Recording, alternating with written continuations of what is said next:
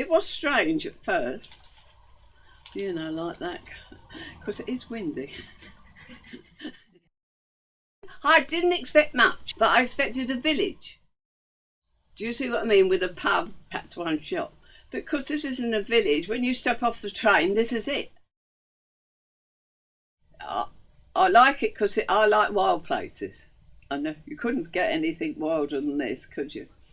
It's getting spoilt because they keep advertising it. Come to Dungeness. It was one of the places to come to. You know, they did a series on the television about where to go to visit, and they picked Dungeness, and after that you got, I expect it to change. It's changed over the 50 years I've lived here, or 60 years, but you can't change it. You can't make this house any bigger. You can't alter it. If it was to burn down, it's got to be put back the same, and I think that's great, because that's culture. That's keeping the things the same as they should be, not as people want them. I know the world changes. I'm not silly. Far from it. But if you can only keep a few things the same, that's why people come.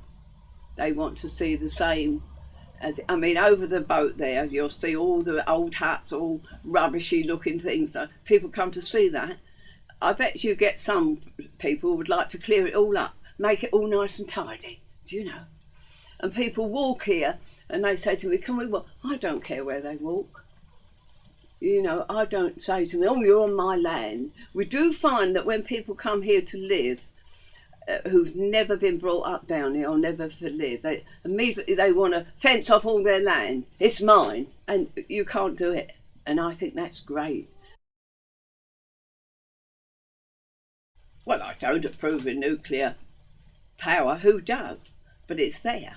It's there. The only time it's lovely is at night time, because it's all lit up. And I do have people come down here to ask me about living here with nuclear power station over there, as though I'm going to have gorgeous eyes or something, you know, like that.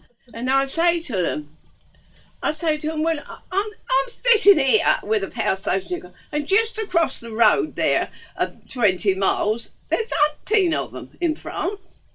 If something goes wrong, what's the difference? Nothing. Oh, and one day I had somebody come down here. It was from a big newspaper. And this lady had walked along the beach in July. Now in July they have what they call the amoeba comes up. And it's all like silver. She went back to London and told the whole of the coast was radiated. Oh, nutcases they are. Since the terrorists are here, we never used to see a policeman here. Now you've got a police car up here every hour. I was out here one morning at 8 o'clock, lovely summer's morning, and a young fella come up to me and he said, London? Well, I suppose if you can see the nuclear power station and you don't know where you are, you might think you can get to London. I said, oh, no, London, I said. Where? London, that's all he could say. So he went out there and stood on the road and went, this way, or this, like that, and 8 Chinese or Vietnamese walked down the road in tracksuits and a carrier bag. I phoned my son. I said, I'm sure. I said, someone's just put ashore. I said, what shall I do? Shall I phone the police? He said, shouldn't worry, Mum, he said. He said, you'll only be interrogated by the police and the bother. He said, they'll pick them up just down the road, and they did. There isn't anybody I couldn't go to. I don't go to, but there isn't anybody I could knock along here and say, look, can you come over? I'm in trouble. Phone them up. They'd be here. But that's a fishing community now, because they're all boats are gone. We used to have 20 here, you know, 20. We have three boats. We got 2 of them. It's dreadful when a culture goes, like fishing. We've got hundreds and hundreds of years of fishing. People don't realise what's happened to fishing. Well, because I'm biased. It's my son's living. I could go to the power station. Nobody did down here though. Different way of life now. Good wages, good pay, good pensions. Absolutely dead boring job. It's not changed. People keep coming down here and saying to me, oh, it's different, it's changed. It hasn't. There's never been anything built here, never been anything done. But people have done their houses up because they're worth a lot of money. Now, to buy a house down here is dearer than buying a house along the coast there. And nothing for a house to go for £235,000.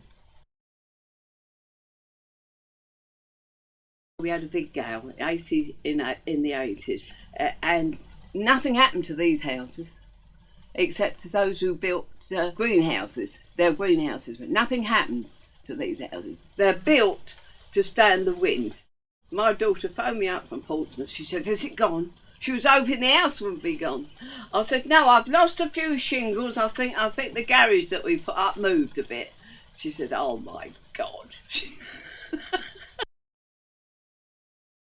I've had to live here all these years.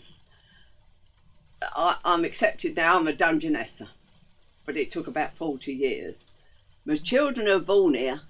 They're nestless. Don't matter how far they've gone away. They're born here, that's it. Well, Dungeness is unique. There isn't another place in the world like it, you know. But I couldn't live anywhere else. Thank you that I came down here. Thank you, you know. Yeah. And yet I was a town girl and in an office.